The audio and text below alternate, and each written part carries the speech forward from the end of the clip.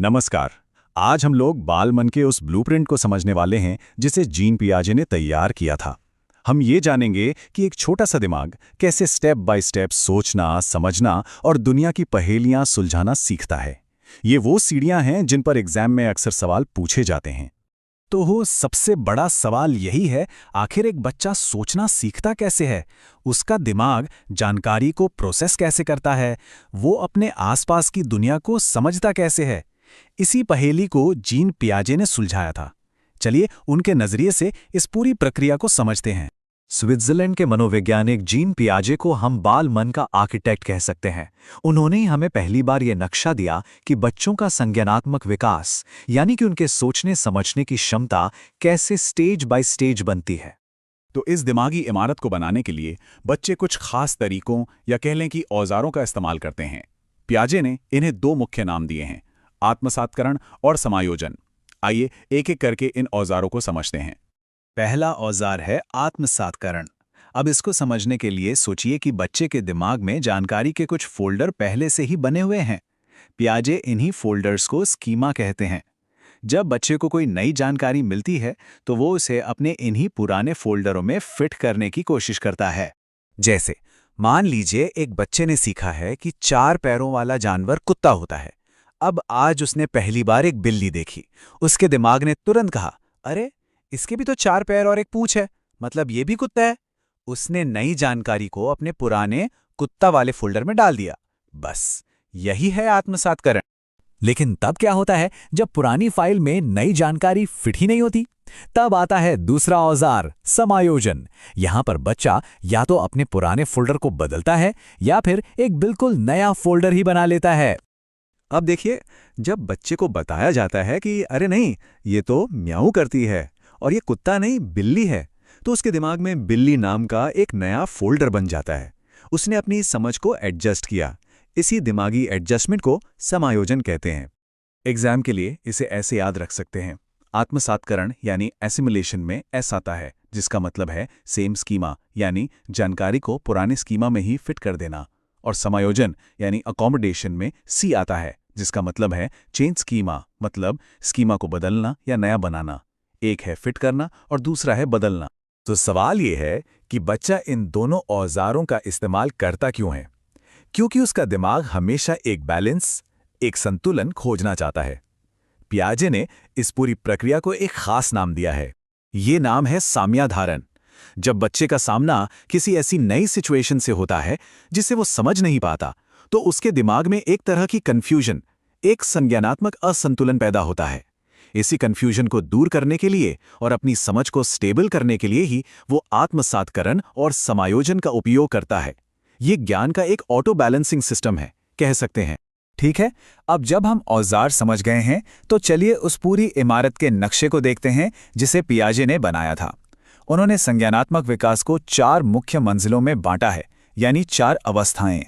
पहली मंजिल है संवेदी पेशीय अवस्था, जो जन्म से लेकर लगभग 2 साल की उम्र तक चलती है। सोचिए, ये विकास की वो नींव है जिस पर पूरी इमारत खड़ी होगी। इस स्टेज पर बच्चा एक छोटा साइंटिस्ट होता है जो दुनिया को छूकर और चखकर समझता है। इस स्टेज पर बच्चा दुनिया को अपनी इंद्रियों से समझता है, देखकर, सुनकर और हर चीज को मुंह में डालकर। और इस मंजिल की सबसे बड़ी अचीवमेंट है वस्तु स्थायित्व। ये वो जादुई पल है जब बच्चा समझ जाता है कि पीकाबू के खेल में चेहरा सच में गायब नहीं होता, बस छिप जाता है। खिलौना कंबल के नीचे भी मौजूद है। चलिए अब दूसरी मंजिल पर चलते हैं, पूर्व संक्रियात्मक अवस्था। ये 2 से 7 साल की उम्र का दौर है। यहाँ बच्चे के दिमाग में भाषा और कल्पना की एक पूरी नई दुनिया का दरवाजा खुलता है, जहाँ हर चीज मुमकिन है। इस अवस्था में 2 बहुत ही दिलचस्प चीजें होती हैं। पहली है आत्मकेंद्रितता, मतलब बच्चा सोचता है कि पूरी दुनिया उसी के नजरिए से देखती है। अगर वो अपनी आंखें बंद कर ले तो उसे लगता है कि सामने वाला भी उसे नहीं देख सकता। और दूसरा है जीववाद, जहां बच्चा अपनी गुड़िया या खिलौने को भी जिंदा समझता है और उससे बातें करता है। अब हम तीसरी मंजिल पर पहुंच गए हैं, मूर्त संक्रियात्मक अवस्था, जो 7 से 11 साल की उम्र तक चलती है। कल्पना की दुनिया से निकलकर अब बच्चे के दिमाग में लॉजिक का बल्ब जलना शुरू होता है। वो चीजों को एक व्यवस्थित तरीके से समझना शुरू कर देता है। यहाँ बच्चे उन चीज़ों के बारे में तर्क करना सीख जाते हैं जो ठोस हैं, जिन्हें वो देख या छू सकते हैं। इस स्टेज की सबसे बड़ी पहचान है संरक्षण की समझ। अब बच्चा ये समझने लगता है कि अगर एक चौड़े गिलास के पानी को एक लंबे पतले गिलास में डाल दें तो पानी की मात्रा नहीं बदलती, बस बर्तन का आकार बदलता है। और आखिर में हम पहुंचते हैं चौथी और सबसे ऊंची मंजिल पर, औपचारिक संक्रियात्मक अवस्था। ये 11 साल की उम्र के बाद शुरू होती है और यहाँ सोच का दायरा आसमान छूने लगता है। इस मंजिल पर किशोर अमूर्त विचारों जैसे न्याय, ईमानदारी या प्यार के बारे में सोच सकते हैं। वो किसी भी समस्या को व्यवस्थित तरीके से हल करने के लिए अलग-अलग संभावनाओं के बारे में सोच सकते हैं। उनकी सोच अब सिर्फ क्या है तक सीमित नहीं रहती, बल्कि क्या हो सकता है तक पहुंच जाती है। सोचने की क्षमता के साथ साथ पियाजे ने ये भी बताया कि बच्चों के सही और गलत की समझ, यानी उनका नैतिक विकास कैसे होता है। पियाजे के अनुसार छोटे बच्चे मतलब 4 से 7 साल के मानते हैं कि नियम पत्थर की लकीर हैं, जिन्हें किसी बड़ी सत्ता जैसे माता पिता ने बनाया है और इन्हें तोड़ा नहीं जा सकता। उनके लिए नतीजा ज्यादा मायने रखता है, नियत नहीं। लेकिन 10 साल की उम्र के बाद वो समझने लगते हैं कि नियम लोगों की सुविधा के लिए बने हैं और इन्हें बदला जा सकता है। अब उनके लिए काम के पीछे का इरादा ज्यादा महत्वपूर्ण हो जाता है। तो इस पूरी दिमागी आर्किटेक्चर को समझने का असली फायदा क्या है? इसका सीधा असर पड़ता है क्लासरूम पर। पियाजे के सिद्धांत हमें बताते हैं कि बच्चों को सिखाना कैसे है, ना कि सिर्फ क्या सिखाना है। पियाजे के अनुसार बच्चों को ज्ञान परोसा नहीं जाना चाहिए, बल्कि उन्हें खुद खोज करने के मौके दिए जाने चाहिए। एक टीचर को यह समझना होगा कि हर बच्चा सीखने के लिए कब तैयार होता है और उस पर कुछ भी थोपना नहीं चाहिए। और सबसे जरूरी बात, हर बच्चा एक ही रास्ते से गुजरता है, पर सबकी रफ्तार अलग होती है, इसलिए व्यक्तिगत विभिन्नताओं का सम्मान करना बहुत जरूरी है। ये सब हमें एक बहुत ही जरूरी सवाल पर लाता है। पियाजे के सिद्धांत तब बने थे जब कंप्यूटर और इंटरनेट नहीं थे। तो सोचिए, आज की टेक्नोलॉजी से भरी क्लासरूम में हम पियाजे के इन विचारों का इस्तेमाल बच्चों को बेहतर सिखाने के लिए कैसे कर सकते हैं? ये एक सवाल है जिस पर हम सबको सोचना चाहिए। नमस्कार। आज हम बात करेंगे वाइगोत्स्की के सामाजिक सांस्कृतिक सिद्धांत के बारे में और एक बहुत ही दिलचस्प सवाल की तह तक जाएंगे कि आखिर एक बच्चे का दिमाग बनाता कौन है। चलिए एक सवाल से इसकी शुरुआत करते हैं। जरा सोचिए, क्या ये मुमकिन है कि कोई इंसान अकेले बिना किसी से मिले जुले एक जीनियस बन जाए? इस सवाल को अपने दिमाग में रखिएगा, क्योंकि वाइगोत्स्की का पूरा सिद्धांत इसी गुत्थी को सुलझाने में हमारी मदद करता है। और इस सवाल के जवाब की चाबी हमें मिलती है रूस के एक बहुत ही कमाल के मनोवैज्ञानिक लेव वाइगोत्स्की के काम में। हम उन्हें दिमाग का आर्किटेक्ट भी कह सकते हैं, क्योंकि उन्होंने ही तो हमें वो ब्लूप्रिंट दिया जिससे हम समझ पाते हैं कि हमारा दिमाग, हमारी सोच आखिर बनती कैसे है। तो चलिए फिर वाइगोत्स्की की दुनिया का एक चक्कर लगाते हैं। सबसे पहले उनके सिद्धांत का नक्शा देखते हैं, जो ये मानता है कि सीखने का असली आधार तो हमारा समाज और हमारी संस्कृति ही है। वाइगोत्स्की का सबसे बड़ा और सबसे जरूरी आइडिया बस यही है। वो कहते हैं कि एक बच्चे का विकास अकेले किसी खाली जगह में नहीं होता, उसका विकास होता है समाज के जरिए। वो जो कुछ भी सीखता है, उसका हर एक ज्ञान, हर एक अनुभव लोगों से बातचीत करने से, उनके साथ घुलने मिलने से ही तो आता है। अच्छा, अब ये देखते हैं कि विकास की ये जो इमारत है, इसकी नींव किन मजबूत खंभों पर टिकी है। वाइगोत्स्की ने इसके लिए 3 बहुत ही मुख्य आधार बताए हैं। जी हाँ, कुल 3। और यही 3 स्तंभ हैं जो बच्चे के सोचने समझने की क्षमता को, जिसे हम संज्ञानात्मक विकास कहते हैं, उसे आकार देते हैं। और ये रहे वो 3 मजबूत स्तंभ। पहला है सामाजिक अंतःक्रिया, मतलब लोगों से मेलजोल। दूसरा है भाषा, जो इस मेलजोल का सबसे पावरफुल टूल है। और तीसरा है संस्कृति, जो हमें बताती है कि सोचना कैसे है और दुनिया को देखना कैसे है। वाइगोत्स्की के हिसाब से ये तीनों मिलकर ही बच्चे के विकास का पूरा ढांचा तैयार करते हैं। अब हम आते हैं वाइगोत्स्की के सिद्धांत के सबसे मशहूर और सच कहूं तो सबसे जादुई हिस्से पर। इसे कहते हैं जोन ऑफ प्रॉक्सिमल डेवलपमेंट, या शॉर्ट में ZPD। तो भाई ये ZPD आखिर है क्या भला? बहुत सिंपल है। इसे ऐसे समझिए कि ये एक गैप है। एक तरफ वो काम है जो बच्चा अकेले कर सकता है, और दूसरी तरफ वो काम है जो वो किसी की मदद से कर सकता है। वाइगोत्स्की कहते हैं कि असली सीखना असली ग्रोथ इसी गैप के अंदर होती है। ZPD की ना 2 सीमाएं होती हैं। एक है निचली सीमा, यानी वो काम जो बच्चा बिना किसी हेल्प के आराम से कर लेता है, और एक है ऊपरी सीमा, यानी वो मंजिल जहां तक वो किसी की मदद या गाइडेंस के साथ पहुंच सकता है। वाइगोत्स्की के लिए सीखने का सबसे बड़ा मौका इसी गैप में छुपा है। तो सवाल ये उठता है कि उस ZPD में उस गैप को भरने में मदद करेगा कौन और कैसे करेगा। इसके लिए वाइगोत्स्की ने हमें ज्ञान के 2 सबसे बड़े गुरु दिए हैं। एक है MKO और दूसरा है स्कैफोल्डिंग। पहला गुरु है MKO, यानी मोर नॉलेजेबल अदर। जैसा नाम से ही साफ है, ये कोई भी हो सकता है जिसके पास सीखने वाले से ज्यादा ज्ञान, अनुभव या हुनर हो। ये कोई टीचर हो सकता है, माता पिता, कोई बड़ा भाई बहन या फिर कोई दोस्त भी। बस शर्त इतनी सी है कि वो मदद करने की हालत में हो। और दूसरा गुरु है स्कैफोल्डिंग, यानी वो तरीका जिससे MKO मदद करता है। स्कैफोल्डिंग का मतलब है एक अस्थायी सहारा। जैसे किसी बिल्डिंग को बनाने के लिए मचान या ढांचा लगाते हैं ना, बिल्कुल वैसा ही। या फिर इसे एक ऐसी सीढ़ी समझ लीजिए जो बच्चे को सीखने की चोटी तक पहुंचने में मदद करती है, और जैसे ही वो पहुंच जाता है, इस सीढ़ी को हटा लिया जाता है। चलिए अब बात करते भाषा की। वाइगोत्स्की ने इसे सोचने समझने का सबसे बड़ा औजार माना है। उनके अनुसार भाषा और सोच के बीच ना एक गहरी जुगलबंदी है। आपने अक्सर छोटे बच्चों को खेलते हुए, खुद से बातें करते हुए देखा होगा, है ना? वाइगोत्स्की के लिए ये कोई मामूली चीज नहीं है। वो इसे कहते हैं निजी वार्ता या प्राइवेट स्पीच। उनका मानना है कि ये बहुत जरूरी है, क्योंकि ऐसा करके बच्चे असल में खुद को निर्देश दे रहे होते हैं, अपने काम को एक दिशा देते हैं और अपनी सोच को ऑर्गेनाइज करते हैं। और यहीं पर आता है एग्जाम का एक सुपरहिट सवाल, विचार और भाषा का महामुकाबला। इसे हमेशा याद रखिएगा, V से वाइगोत्स्की, V से विचार। वाइगोत्स्की ने कहा कि बच्चे के मन में पहले विचार आते हैं और फिर वो उन्हें बताने के लिए भाषा सीखता है, जबकि पियाजे ठीक इसका उल्टा मानते थे।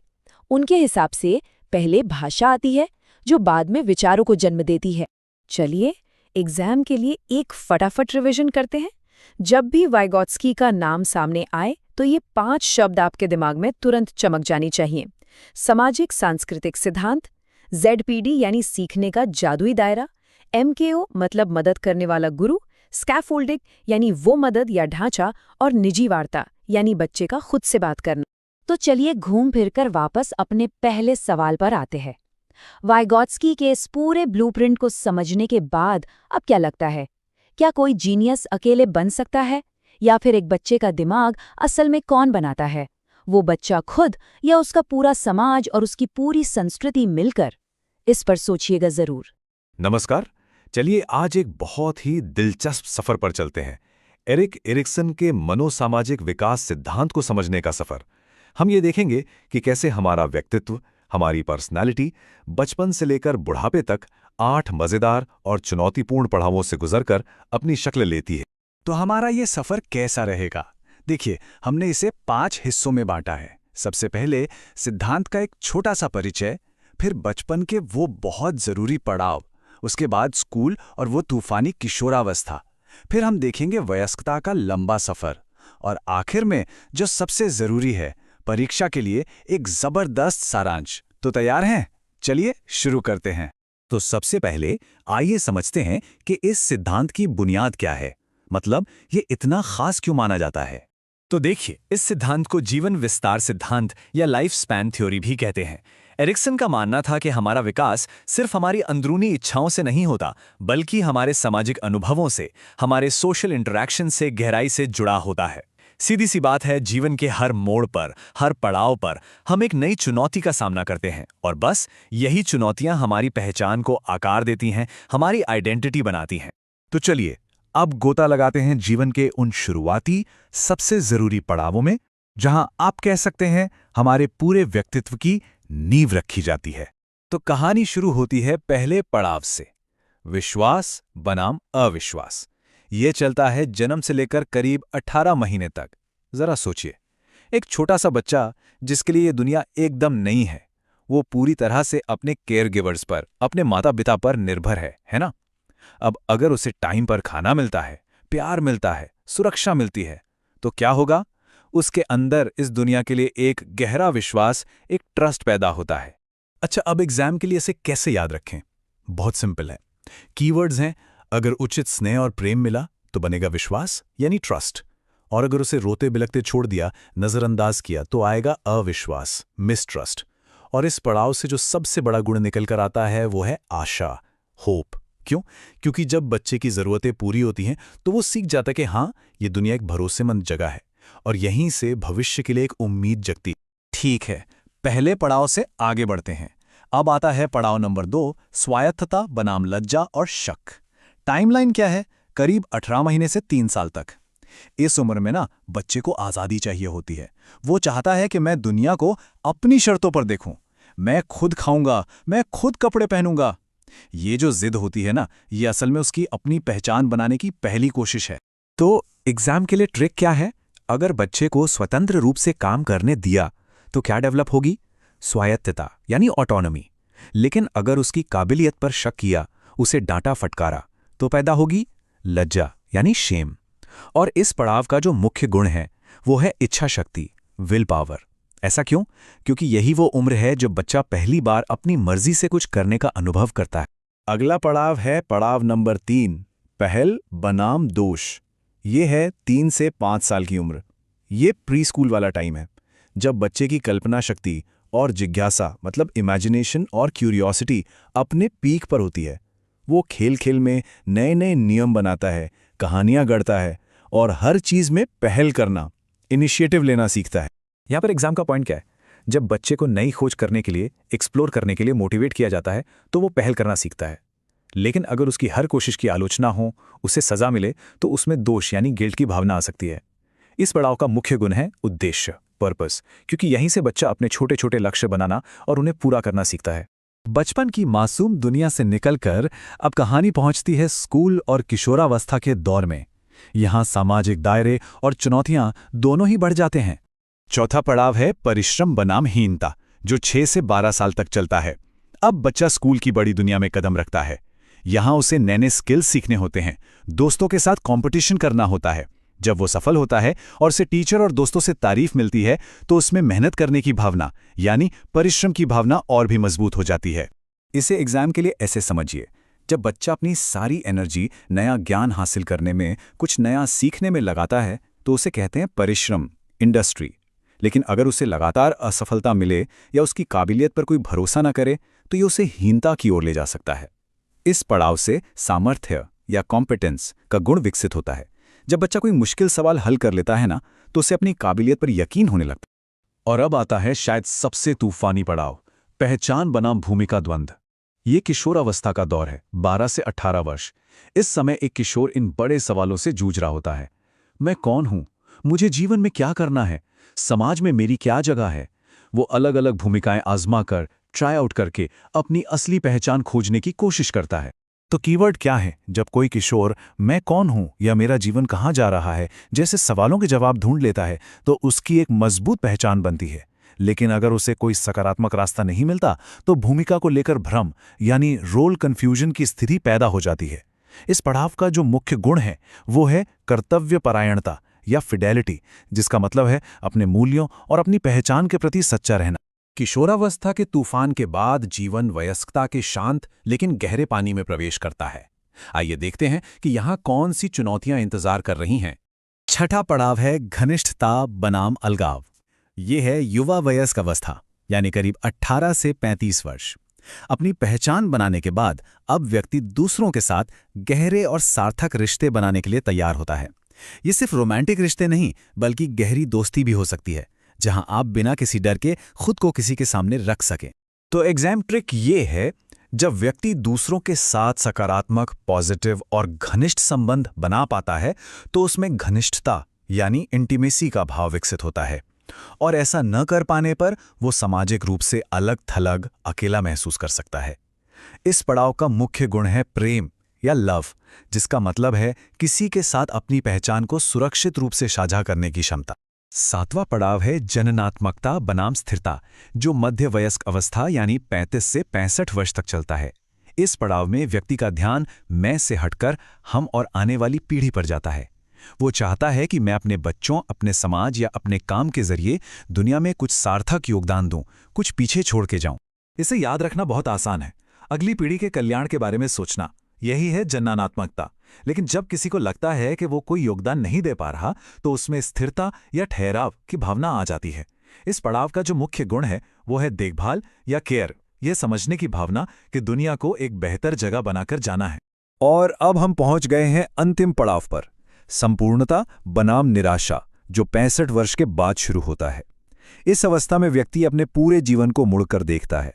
अगर उसे लगता है कि उसने एक सार्थक जीवन जिया है, जिसमें खुशियां और गम दोनों थे, लेकिन वो सब सार्थक था, तो उससे संपूर्णता का, इंटीग्रिटी का एहसास होता है। तो आखिरी एग्जाम ट्रिक, अपने जीवन पर एक सकारात्मक निष्कर्ष निकालना, एक पॉजिटिव कंक्लूजन, यही है संपूर्णता। और इसके विपरीत अगर जीवन में असंतुष्टि और पछतावा रह जाए, तो ये निराशा को जन्म देता है। इस पड़ाव का सबसे बड़ा गुण है बुद्धि या विजडम। ये किताबी ज्ञान नहीं है, बल्कि जीवन के उतार चढ़ाव को स्वीकार करने और उसके अर्थ को समझने की गहरी समझ है। तो चलिए अब परीक्षा के लिए इन सभी 8 पड़ावों और उनसे जुड़े मुख्य गुणों का एक फटाफट सारांश देख लेते हैं। विश्वास से मिलती है आशा, स्वायत्तता से इच्छा शक्ति, पहल से उद्देश्य, परिश्रम से सामर्थ्य, पहचान से कर्तव्यपरायणता, घनिष्ठता से प्रेम, जन्नात्मकता से देखभाल और अंत में संपूर्णता से मिलती है बुद्धि। एरिक्सन का ये सिद्धांत हमें याद दिलाता है कि जीवन का हर पड़ाव जरूरी है और हर चुनौती असल में विकास का, ग्रोथ का एक अवसर है। ये सोचना वाकई दिलचस्प है कि कोई व्यक्ति अपने जीवन के किस पड़ाव पर है और उसकी सबसे बड़ी मनोसामाजिक चुनौती इस वक्त क्या हो सकती है। इस पर जरूर विचार कीजिएगा। तो आज हम समझने वाले हैं लॉरेंस कोहलबर्ग की थियरी ऑफ मॉरल डेवलपमेंट को। और हाँ, इसे रटना नहीं पड़ेगा, क्योंकि हम इसे समझेंगे एक बहुत ही खास डिजिटल नोटबुक से। ये नोटबुक मुश्किल से मुश्किल कॉन्सेप्ट्स को मजेदार कहानियों और विजुअल्स में बदल देगी। तो चलिए शुरू करते हैं। मनोविज्ञान के ये भारी भरकम सिद्धांत, इन्हें रटना पड़ता है ना, खासकर जब एग्जाम सर पर हो। मतलब ये एक बहुत ही कॉमन प्रॉब्लम है, लेकिन फिक्र की कोई बात नहीं, इसका एक बहुत बढ़िया सॉल्यूशन है। और वो सॉल्यूशन है हमारी CDP नोटबुक। ये एक ऐसा तरीका है जो मुश्किल से मुश्किल थ्योरी को भी एकदम यादगार कहानियों में बदल देता है। मतलब सीखना अब बोरिंग नहीं, बल्कि इंटरेस्टिंग होने वाला है। अच्छा, तो ये CDP डिजिटल नोटबुक आखिर है क्या? देखिए, ये एक सीखने की कमाल की टेक्निक है। इसमें हम मनोवैज्ञानिक तथ्यों को, बॉलीवुड मीम वाले सीन्स को और कहानियों को एक साथ मिला देते हैं। इसका फायदा, एग्जाम के लिए सब कुछ याद रखना एकदम आसान हो जाता है। तो चलिए अपनी डिजिटल नोटबुक का पहला पन्ना पलटते हैं। सबसे पहले आता है लेवल 1, सजा और इनाम। इसे कहते हैं प्री कन्वेंशनल मोरालिटी, या हिंदी में पूर्व परंपरागत नैतिकता। ये आप कह सकते हैं नैतिक सोच का सबसे बेसिक, सबसे पहला लेवल है।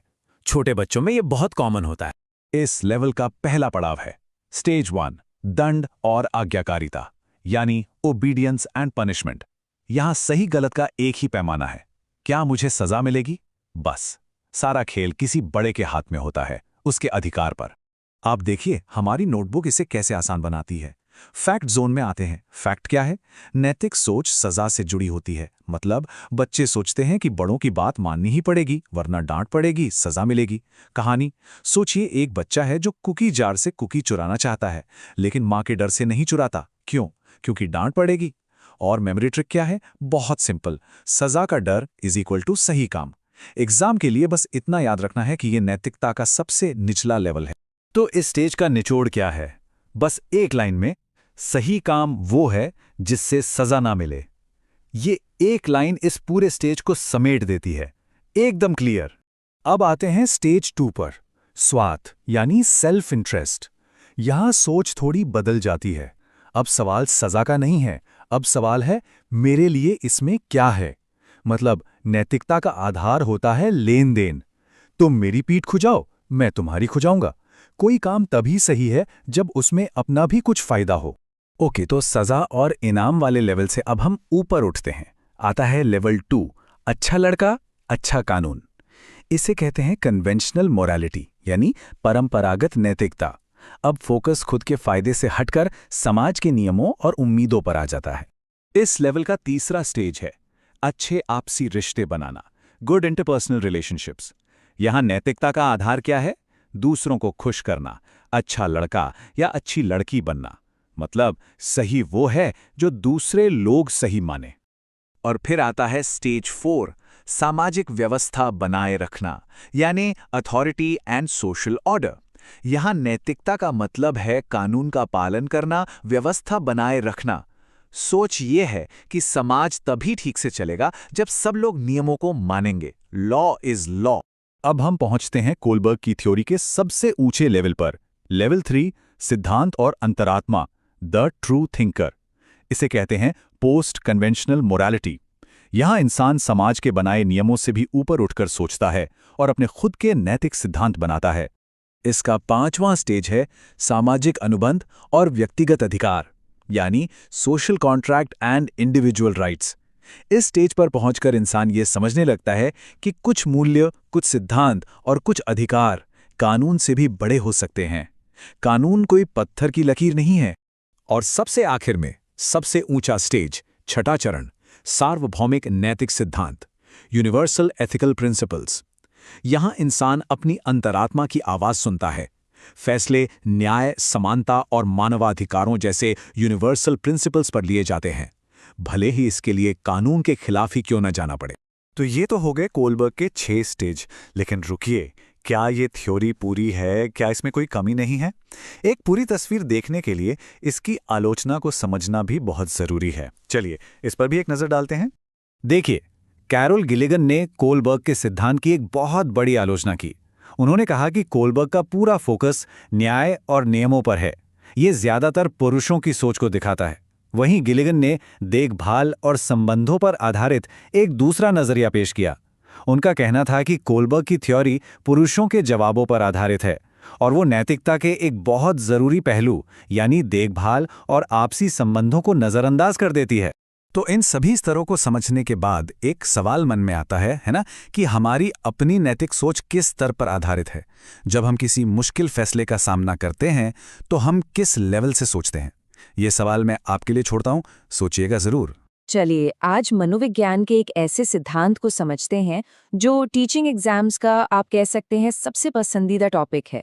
एक ऐसा आइडिया जिसने हमारे सीखने के तरीके को समझने का नजरिया ही हमेशा के लिए बदल दिया।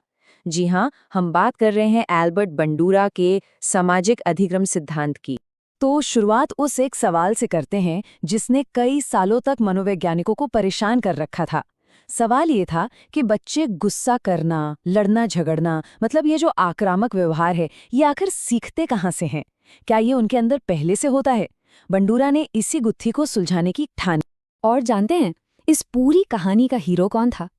ये खिलौना, एक बोबो डॉल। सच कहूं तो इसी एक गुड़िया ने मनोविज्ञान के सबसे फेमस और सबसे क्रांतिकारी प्रयोगों में से एक की नींव रखी थी। आइए देखते हैं कैसे। देखिए, बंडूरा से पहले ज्यादातर व्यवहारवादी ये मानते थे कि कुछ भी सीखने के लिए या तो इनाम मिलना जरूरी है या सजा। लेकिन बंडूरा ने एक बिल्कुल नया सवाल उठाया। क्या ऐसा हो सकता है कि कोई इंसान, खासकर एक बच्चा, सिर्फ किसी और को कुछ करते हुए देखकर ही एक नया व्यवहार सीख जाए, बिना किसी इनाम के, बिना किसी सजा के?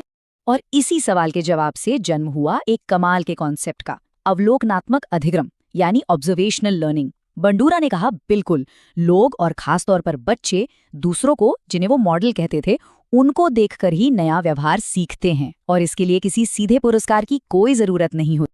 अब भाई इतना बड़ा आइडिया था तो इसे साबित भी तो करना था। इसी के लिए बंडूरा ने वो एक्सपेरिमेंट किया जिसे आज पूरी दुनिया बोबो डॉल एक्सपेरिमेंट के नाम से जानती है। यकीन मानिए, ये वो मोमेंट था जिसने साइकोलॉजी की दिशा ही बदल दी। एक्सपेरिमेंट का तरीका बहुत ही आसान था। बच्चों के 3 ग्रुप बनाए गए। पहले ग्रुप को एक बड़े इंसान को बोबो डॉल को मारते पीटते यानी आक्रामक होते हुए दिखाया गया। दूसरे ग्रुप ने देखा कि एक बड़ा इंसान डॉल के साथ बड़े प्यार से, शांति से खेल रहा है। और तीसरा था कंट्रोल ग्रुप, जिसने किसी को कुछ भी करते हुए नहीं देखा। और नतीजा सच में हैरान करने वाला था। जिन बच्चों ने बड़े को डॉल के साथ आक्रामक होते देखा था, जब उन्हें अकेले उस डॉल के साथ छोड़ा गया तो उन्होंने हूबहू उसी व्यवहार की नकल की। उन्होंने भी डॉल को ठीक वैसे ही पीटा जैसे उन्होंने उस मॉडल को पीटते हुआ देखा था। इस एक प्रयोग ने एक झटके में ये बात साबित कर दी कि सीखना सिर्फ करने से नहीं होता, सीखना देखने से भी होता है। ये ऑब्जर्वेशनल लर्निंग का सबसे पक्का सबूत था। चलिए अब इसके जो गहरे मतलब हैं उन्हें समझते हैं।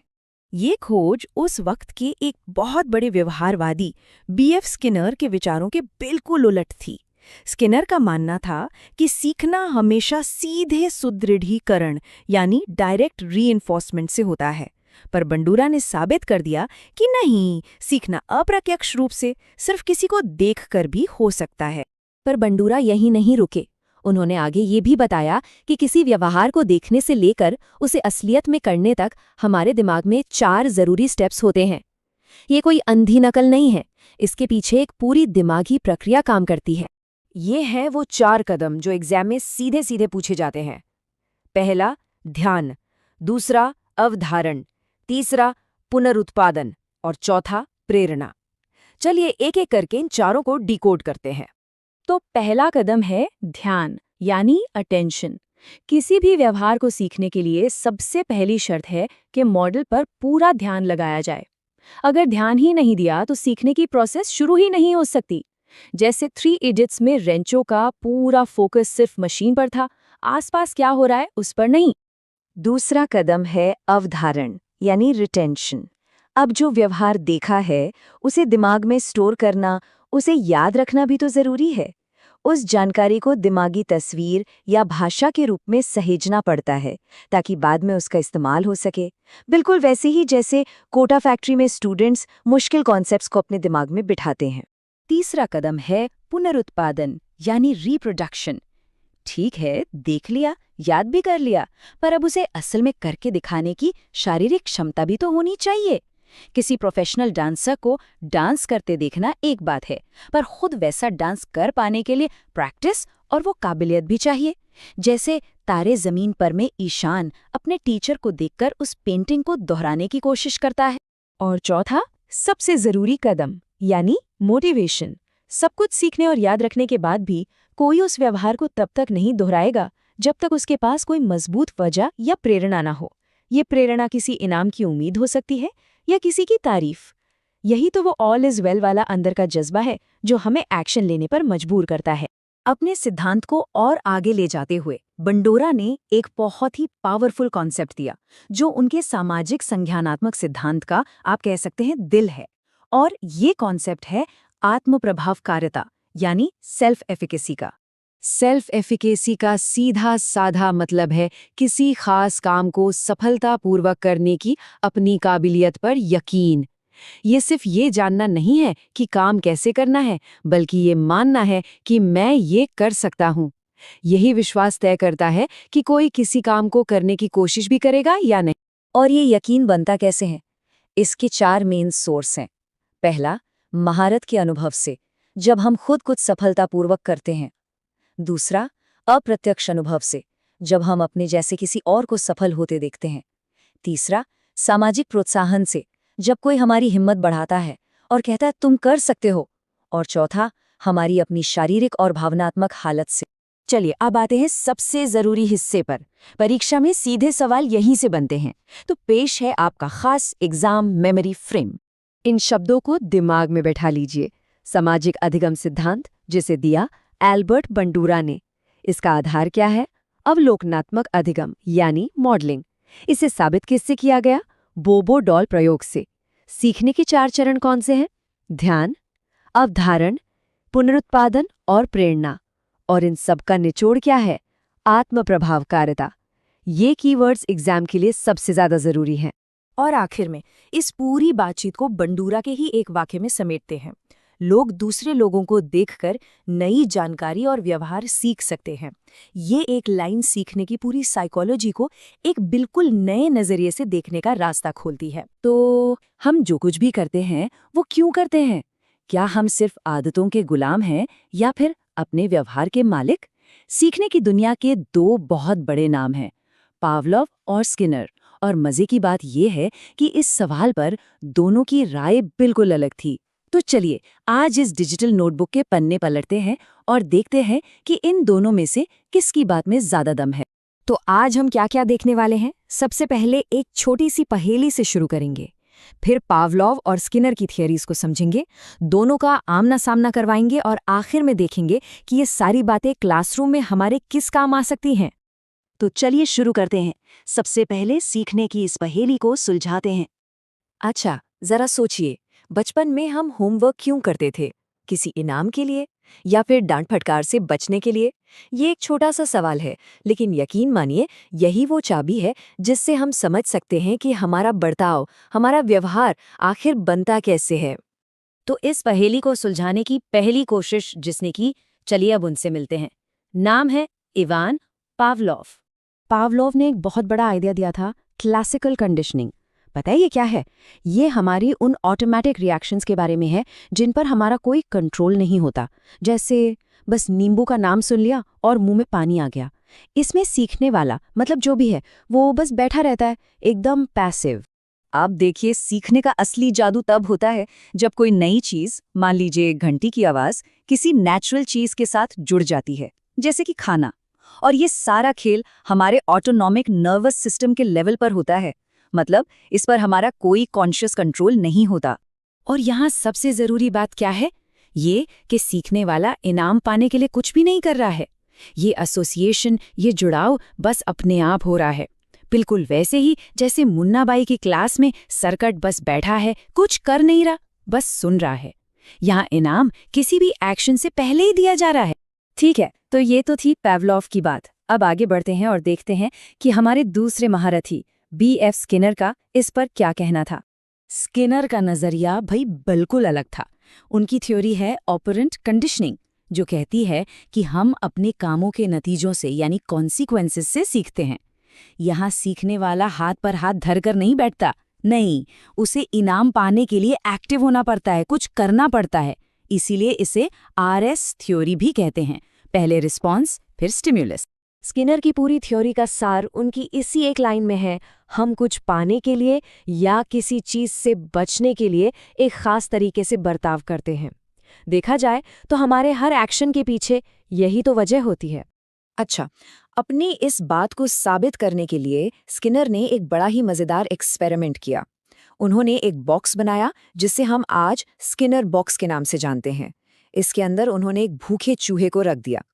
अब उस चूहे के सामने एक लीवर था और जैसे ही वो उस लीवर को दबाता, उसे खाने का एक टुकड़ा मिल जाता। तो पावलोव के कुत्ते और स्किनर के चूहे में फर्क क्या था? पावलोव का कुत्ता पैसिव था, पर स्किनर का चूहा एक्टिव था। उसे अपना इनाम कमाना पड़ रहा था, उसके लिए एक एक्शन लेना पड़ रहा था, मतलब वो इनाम पाने से पहले काम कर रहा था। ये पूरी बात थॉर्नडाइक के लॉ ऑफ इफेक्ट पर बेस्ड है, जिसका मतलब सिंपल सा है, जिस काम का नतीजा अच्छा होता है हम उसे बार बार करते हैं। तो अब आता है मेन इवेंट। चलिए इन दोनों थ्योरीज का महामुकाबला करवाते हैं आमने सामने, ताकि एग्जाम के लिए सारी बातें एकदम क्रिस्टल क्लियर हो जाए। अब जरा इस टेबल पर नजर डालिए, यहाँ सारे फर्क साफ साफ लिखे हैं। देखिए, पावलोव में लर्नर है पैसिव, स्किनर में एक्टिव। पावलोव का व्यवहार है इलिसिटेड, मतलब अपने आप होने वाला, वहीं स्किनर का व्यवहार एमिटेड है, मतलब जानबूझकर किया गया। और सबसे बड़ा, सबसे जरूरी फर्क, क्लासिकल कंडीशनिंग में रीएनफोर्समेंट यानी इनाम रिस्पॉन्स से पहले मिलता है और ऑपरेंट में रिस्पॉन्स के बाद। एग्जाम के लिए ये टेबल एक तरह से रामबाण है। स्किनर की थ्योरी सिर्फ थ्योरी नहीं है, ये हमें किसी के भी व्यवहार को बदलने के लिए एक पावरफुल टूल किट देती है। और इस टूल किट में हैं 4 जबरदस्त हथियार। चलिए एक एक ठाके इन्हें देखते हैं। पहला हथियार है पॉजिटिव रीइंफोर्समेंट। इसका सीधा सा मतलब है किसी अच्छे काम को बढ़ावा देने के लिए कुछ अच्छा देना, जैसे होमवर्क पूरा करने पर टीचर का कॉपी में स्टार बना देना। बिल्कुल वैसे ही जैसे 3 इडियट्स में प्रोफेसर की तारीफ सुनकर रेंचो के चेहरे पर जो खुशी आती है, वो ही है पॉजिटिव रीइंफोर्समेंट। अब आता है दूसरा हथियार, नेगेटिव रीइंफोर्समेंट। इसमें अक्सर लोग कंफ्यूज हो जाते हैं। यहाँ नेगेटिव का मतलब बुरा नहीं, बल्कि हटाना है। मतलब किसी बुरी चीज को हटाकर अच्छे व्यवहार को बढ़ावा देना, जैसे मम्मी पापा की डांट से बचने के लिए होमवर्क कर लेना, या फिर कोटा फैक्ट्री के स्टूडेंट की तरह मुश्किल असाइनमेंट खत्म होने पर जो चैन की सांस मिलती है, वो भी यही है। तीसरा हथियार है पॉजिटिव पनिशमेंट, यहाँ पॉजिटिव का मतलब है कुछ जोड़ना, मतलब किसी गलत काम को रोकने के लिए कुछ बुरा जोड़ना या कोई सजा देना। सबसे बढ़िया एग्जाम्पल है हेलमेट ना पहनने पर ट्रैफिक का चालान कटना। वो जो गुस्सा और झुंझलाहट आती है ना, बिल्कुल पंचायत वाले कैरेक्टर जैसी। और चौथा आखिरी हथियार है नेगेटिव पनिशमेंट। यहाँ नेगेटिव का मतलब फिर से हटाना है, मतलब किसी गलत काम को रोकने के लिए उसकी कोई पसंदीदा चीज छीन लेना। जैसे पढ़ाई नहीं की तो मम्मी ने वीडियो गेम ले लिया, और ये उतना ही दुख देता है जितना तारे जमीन पर में ईशान को अपनी ड्राइंग बुक छिन जाने पर हुआ था। तो ये तो हो गए 4 हथियार, लेकिन सबसे बड़ा सवाल ये है कि हम यानी जो लोग टीचर बनने वाले हैं, इन पावरफुल आइडियाज का क्लासरूम में इस्तेमाल कैसे कर सकते हैं। देखिए, स्किनर की ये थ्योरी आज के मॉडर्न टीचिंग का फाउंडेशन है। एक टेक्निक है प्रोग्राम्ड इंस्ट्रक्शन, वो यहीं से आई है। इसमें क्या होता है कि पूरे सब्जेक्ट को छोटे छोटे स्टेप्स में तोड़ दिया जाता है। इससे बच्चों को सही जवाब पर तुरंत रीइंफोर्समेंट मिलता है और हर बच्चा अपनी अपनी स्पीड से सीख पाता है। यही नहीं, बच्चों के व्यवहार को सुधारने और उन्हें मोटिवेट करने में भी ये बहुत काम आती है। तो आखिर में बस एक सवाल, जरा अपने बारे में सोचिए, हमारी रोजमर्रा की जिंदगी में हमारे व्यवहार को कौन ज्यादा कंट्रोल कर रहा है, पावलोव की ऑटोमेटिक रिएक्शंस या फिर स्किनर के एक्शन और उनके नतीजे? सोचिएगा जरूर। चलिए, आज मनोविज्ञान की एक बहुत ही दिलचस्प कहानी समझते हैं। एक ऐसा सिद्धांत जो बताता है कि हमारी कई आदतें और डर आखिर बनते कैसे हैं। जी हाँ, ये है पावलोव का क्लासिकल कंडीशनिंग का सिद्धांत। और यकीन मानिए, ये सिर्फ एक थ्योरी नहीं है, बल्कि हमारे रोजमर्रा के व्यवहार को समझने की एक चाबी है। अच्छा, याद है वो स्कूल के दिन, आखिरी घंटी बजने से कुछ मिनट पहले ही कैसे हम सबका बस्ता अपने आप बंद होने लगता था? या फिर किसी पसंदीदा खाने की दुकान को देख के ही मुंह में पानी क्यों आ जाता है? इन सब के पीछे ना एक बहुत बड़ा साइकोलॉजिकल राज छिपा है, जिसे आज हम खोलने वाले हैं। तो इस कहानी की शुरुआत करते हैं उस इंसान से जिसने सीखने की इस पूरी प्रक्रिया को दुनिया के सामने रखा। ये हैं इवान पेट्रोविच पावलोव, रूस के एक फिजियोलॉजिस्ट, जिन्हें 1904 में पाचन क्रिया पर काम करने के लिए नोबेल पुरस्कार मिला था। पर कमाल की बात यह है कि पाचन पर रिसर्च करते करते उन्होंने गलती से मनोविज्ञान में एक क्रांति ला दी। और ये क्रांति शुरू हुई एक बहुत ही मशहूर प्रयोग से, जिसमें एक कुत्ता था, एक घंटी थी और हाँ, खाना था। चलिए इस पूरे एक्सपेरिमेंट को 3 आसान से चरणों में समझते हैं। ठीक है, तो इस प्रयोग में असल में हुआ क्या था, इसे डिटेल में समझने से पहले ना, आइए एक नज़र में इसके 4 मेन किरदारों को जान लेते हैं। भोजन, कुत्ते की लार, एक घंटी और फिर घंटी सुनकर आने वाली लार। ये चारों मिलकर ही पूरी कहानी बनाते हैं। देखते हैं कैसे। तो कहानी का पहला सीन, कंडीशनिंग से पहले। यहाँ सब कुछ एकदम नेचुरल है। कुत्ते को खाना दिखाया जाता है, जो कि एक स्वाभाविक उद्दीपक है, और जाहिर है उसके मुंह में लार आ जाती है, जो कि एक स्वाभाविक अनुक्रिया है। इसमें कुछ भी सिखाया हुआ नहीं है, ये एक कुदरती रिएक्शन है। अब आता है कहानी में असली ट्विस्ट। पावलोव ने यहाँ एक नया एलिमेंट जोड़ा, एक घंटी। उन्होंने खाना देने से ठीक पहले घंटी बजानी शुरू कर दी। देखिए, घंटी का खाने से कोई लेना देना नहीं था, पर इस प्रोसेस को बार बार दोहराया गया। घंटी बजी और फिर खाना मिला। और बस यहीं पर दिमाग का असली खेल सामने आता है। कई बार ऐसा करने के बाद पावलोव ने सिर्फ घंटी बजाई, लेकिन खाना नहीं दिया। पर तब तक कुत्ते के दिमाग ने घंटी की आवाज को खाने से जोड़ लिया था, और नतीजा सिर्फ घंटी की आवाज सुनकर ही उसके मुंह से लार टपकने लगी। लर्निंग हो चुकी थी। तो इस पूरी प्रक्रिया को वैज्ञानिक भाषा में समझने के लिए हमें इसके 4 स्तंभों को जानना होगा। ये वो शब्द है जो एग्जाम्स में बार बार पूछे जाते हैं, इसलिए इन्हें ध्यान से समझते हैं। ये टेबल समझिए कि उन चारों किरदारों का एक क्विक रिकैप है।